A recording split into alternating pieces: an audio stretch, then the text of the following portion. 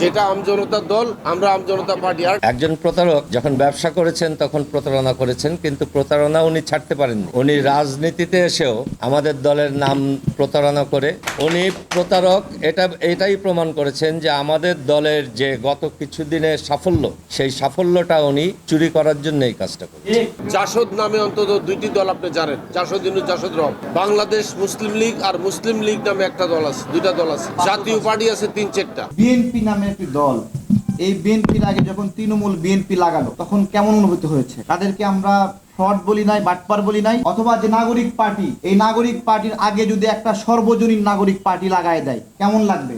অথবা আওয়ামী লীগের আগে আরেকটা দিয়ে আওয়ামী লীগ দেয়, অথবা তৃণমূল আওয়ামী লীগ দেয়, কেমন লাগবে? রাজনৈতিক দল কেউ শুরু যদি করে, প্রথম প্রজ্ঞার পরিচয় হলো একটা সুন্দর নাম দেওয়া।